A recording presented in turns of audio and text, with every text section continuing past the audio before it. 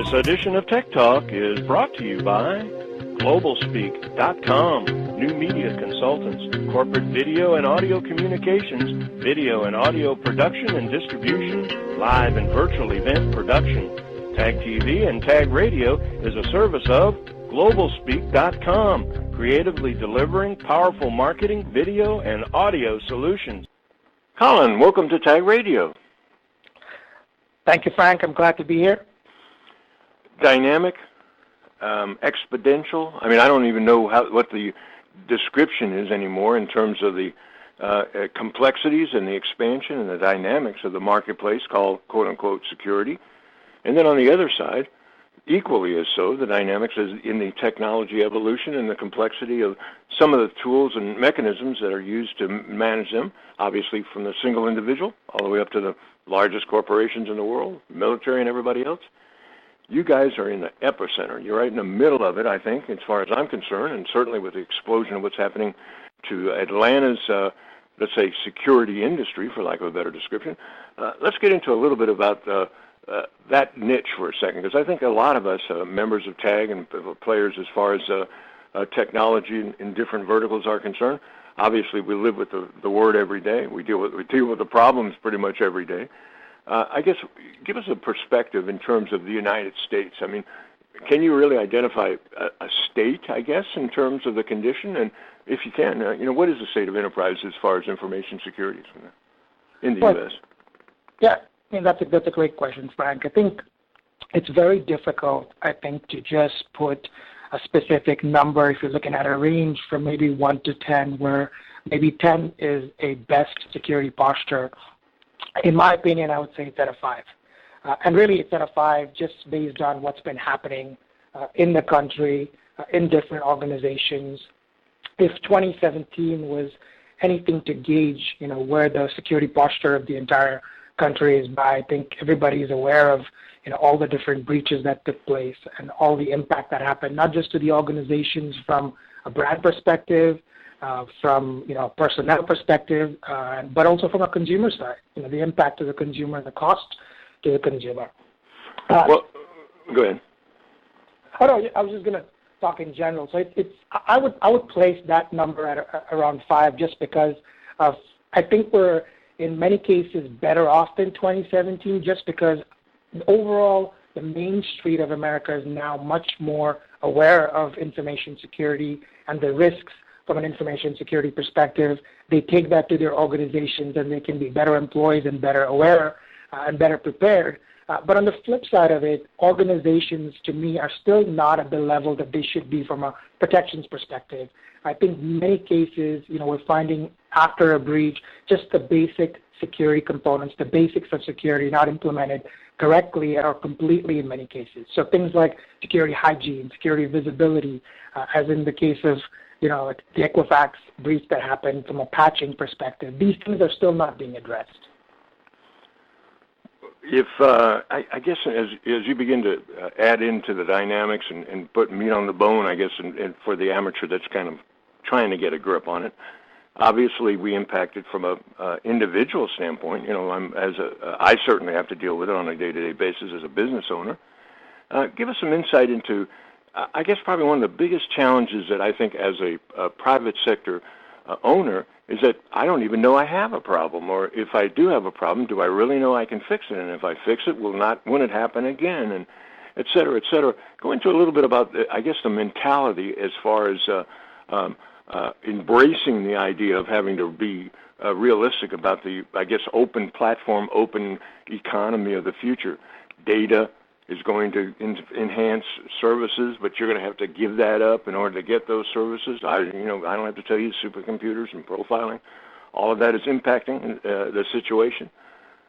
I, as an entrepreneur, how do I make an investment? Where do I go to get the kind of information I need, not only to do it right, but to do it right the first time, and then be able to think I can leverage that investment for anything longer than 30 days, in terms of the technology, speed of change.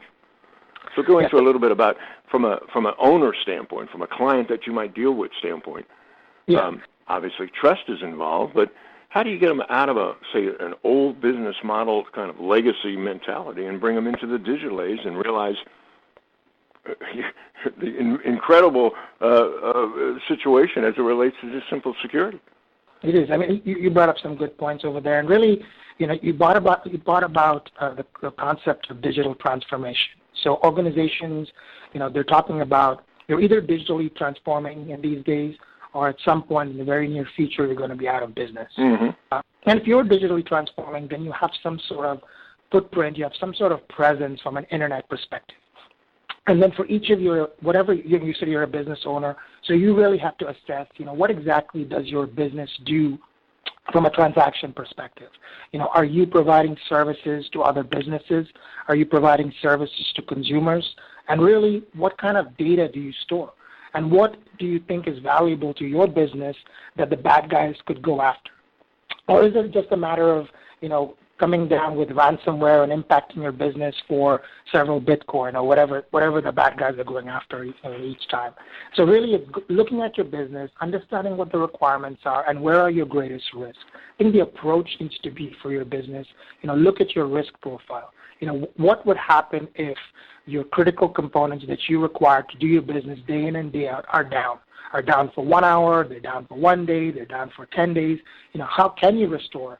How do you restore? Do you have all of those pieces in place to restore that? So in many cases, it's about doing that assessment first and understanding it. I don't think there is one overall framework or tool or solution that you can kind of, set it and forget it. It has to be a solution that you put in place, and you have to continuously monitor. You have to continuously log it. So I completely understand what you're saying. From a small to mid-sized business perspective, it is very difficult. I think it's even more difficult in that space because there's just not enough people that you can hire, really, because if you look at the overall technical pool, there's negative unemployment there, so it's hard to hire those people. And small businesses really cannot have that many people just focused on security. In many cases, it's really one person, and in some cases, it's that business owner who's also the tech person, who's also the security person, who's really keeping the lights on, but also trying to make sure that all of these pieces are working correctly. So the recommendation really is in those cases, once you understand your business, once you understand your risk, is to really consult. Go to the experts where it makes sense. Get a service. Managed services are not uncommon these days. In many cases, it's just giving you the high-level recommendations, but also then just helping you monitor where you cannot go out there and put in place an entire system to just monitor your enterprise. Well, they will do it for you, and they will give you updates. And in many cases, it's fully managed services where they'll also not just monitor it and notify you, but actually take some action, help you with the correct configuration of your devices, your website, so on and so forth. That's the part that's absolutely the strongest selling proposition from an entrepreneurial standpoint, because, again, as I was mentioning to you, as far as not even knowing what the problem is, all the noise, all the hyperbole, it doesn't matter what vendor I'm talking to, everybody's got the greatest, latest, and whatever, and I'm not an expert. I'm only one person. And so ultimately I'm a versatile generalist, and so I know nothing about a lot of things, and yet I'm responsible for making a major decision, and I'm programmed in my mentality to say a man can make the same mistake for years and call it experience. Interesting confliction there, and obviously the evolution, the penetration that's happening in the market, the acceptance on as you mentioned, a small to medium-sized basis, obviously it's almost inevitable, and certainly it's been streamlined and easier to access and manage, et cetera, et cetera. Now let's take a leap into the big boys and the big spaces, and let's talk a little bit about what, in your mind, is the biggest risk as far as 2018 is concerned for these guys, and maybe go into a little bit about, what are we looking at as far as the future is concerned? Is there going to be any radical transition that's going to adapt, and can you actually even predict that far out? So I think, the risks in many cases are similar, but maybe slightly different. So if you look at it, I think one of the biggest risks is just the lack of qualified engineers and professionals. Yep. I mean, you hear this over and over again, that there's negative unemployment in this space.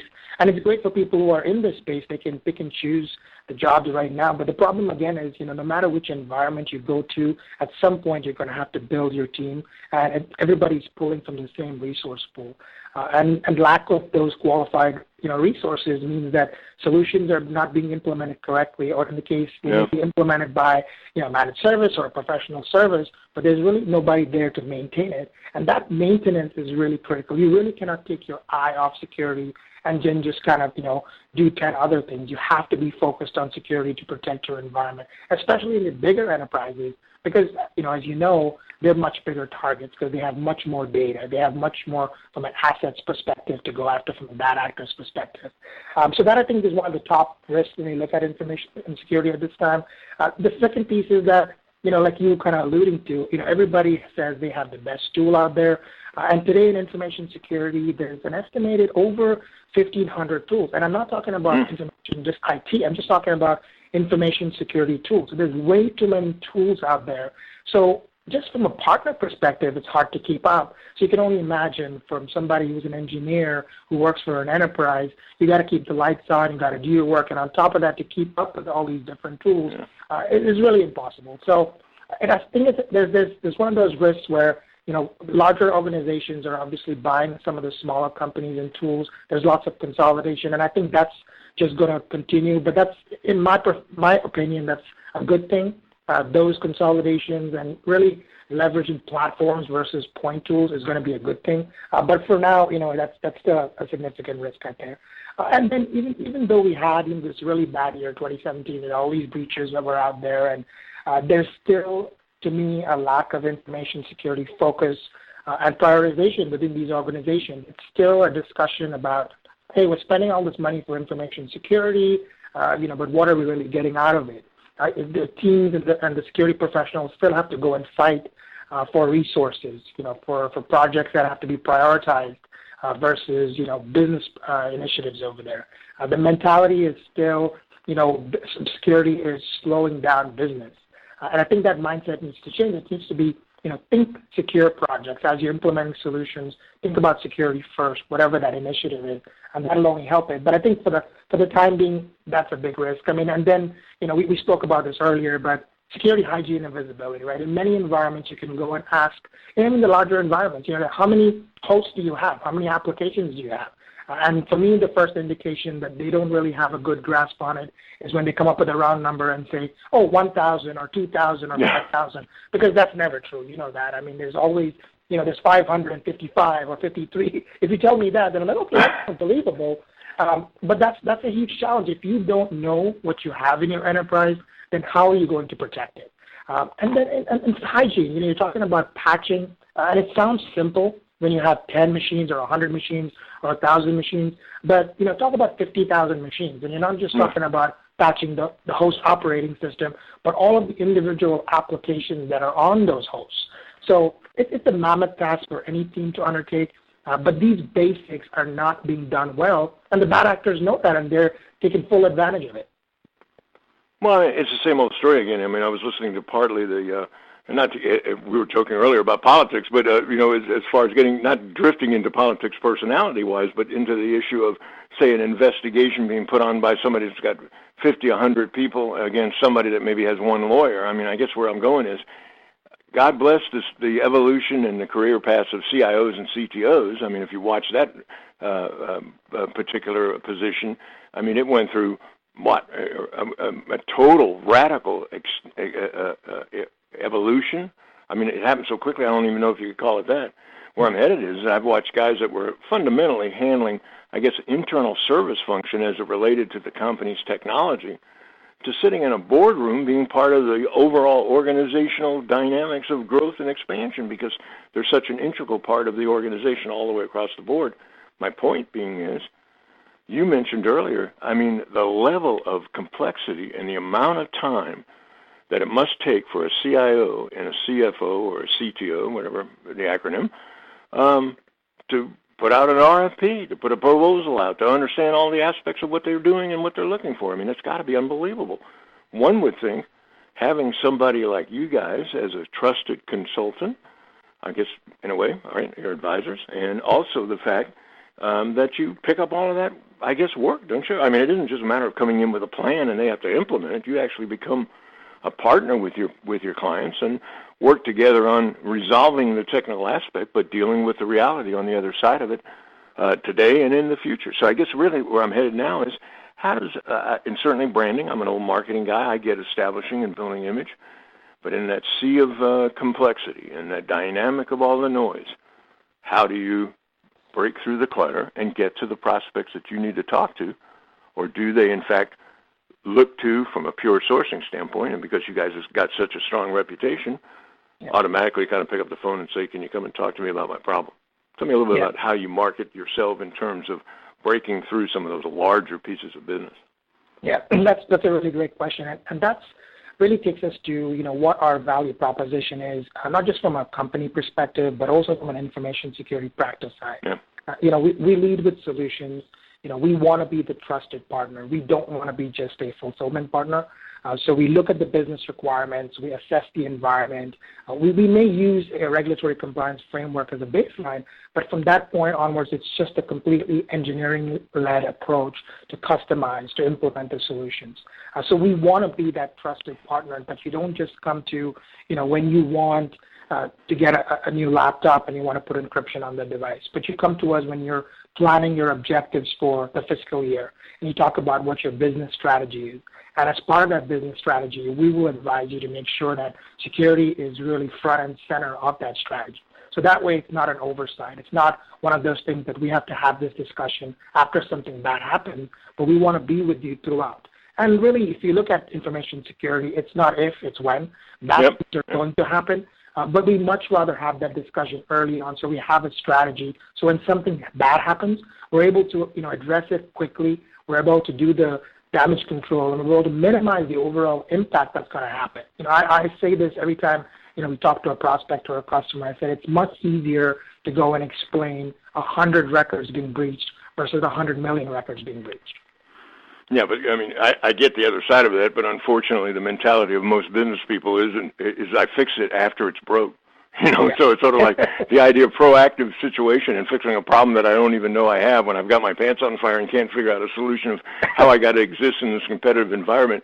That's what's so great. Again, I think there's just so a couple of amazing standouts that if the customers only knew how relatively simple it is to get into best practices and experience and trusting decision-making, because they're doing it for the first time, completely uneducated and naive from a general perspective.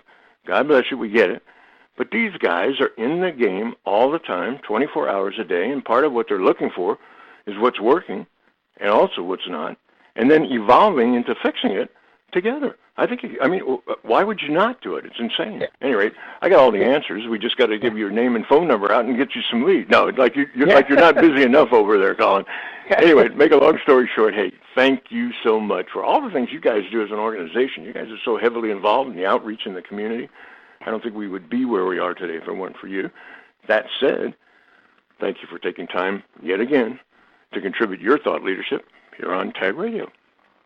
Great. Thank you very much, Frank. I appreciate your time and look forward to continuing to protect our enterprise and all the enterprises out there.